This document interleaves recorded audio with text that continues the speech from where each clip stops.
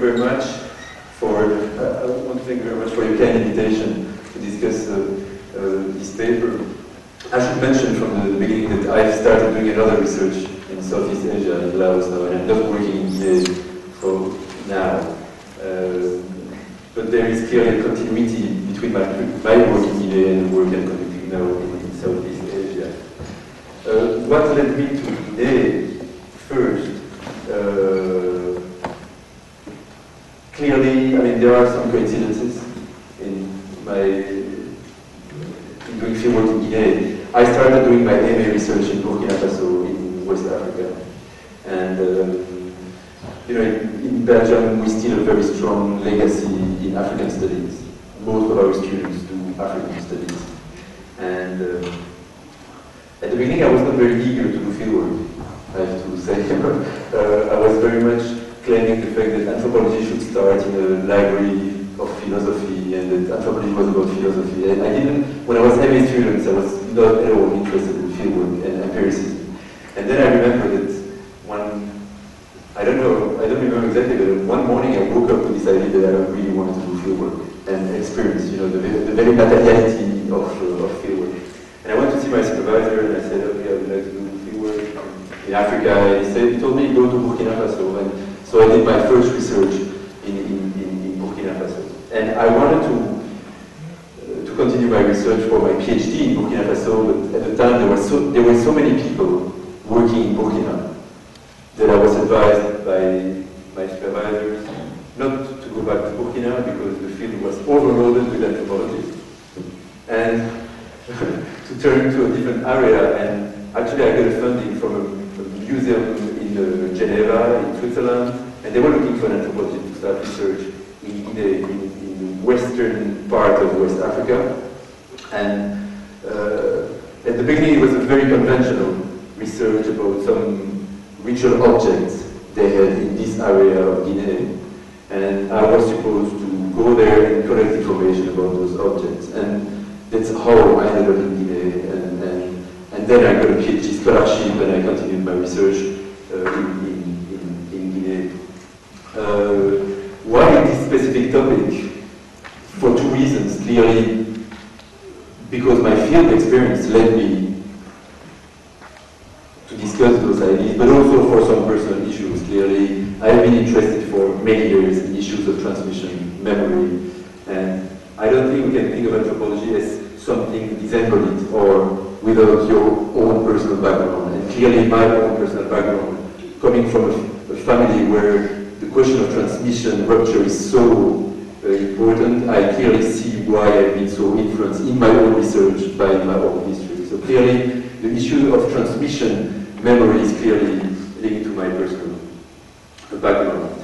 But then, I started doing fieldwork in this region where, when you get to the field, most people would welcome you with this kind of discourse: we have lost everything, there is nothing left today, there is no transmission possible anymore, traditions are gone, etc., etc. So people welcome you with this discourse about loss, losing culture, the impossibility of transmission, and that really questioned me.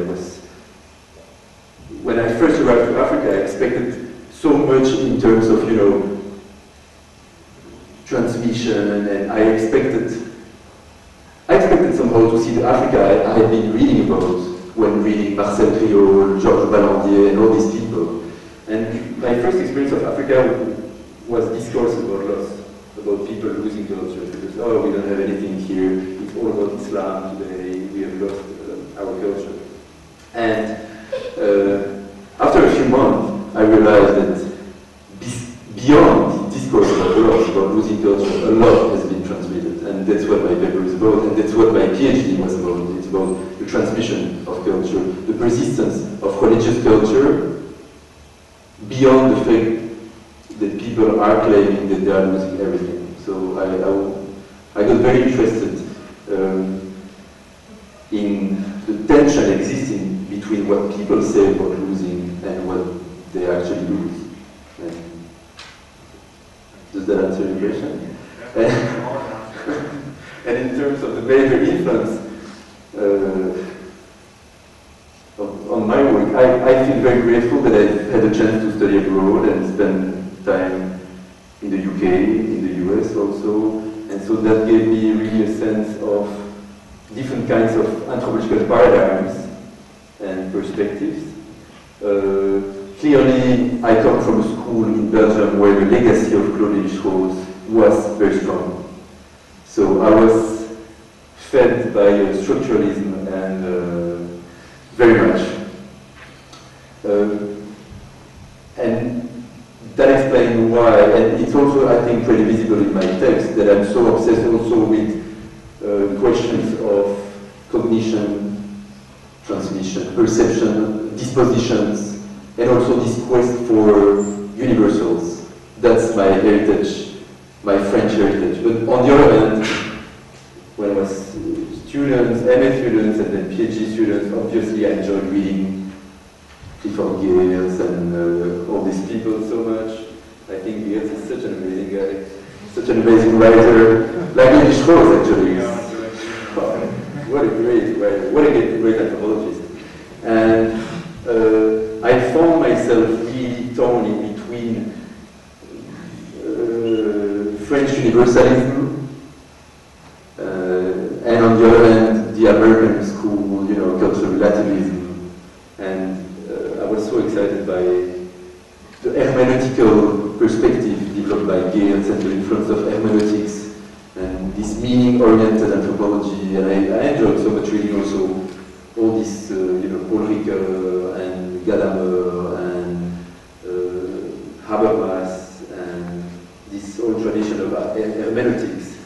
And so these are, I would say, the two major influences on my research. On the one hand, this very French universalism, obsessed with cognition and trying to find universals, but on the other hand, a very meaning-oriented anthropology, trying to describe society in its own terms, obsessed with people's perception, people's representations, and trying to find a middle way between those two, you know, between universalism and relativism.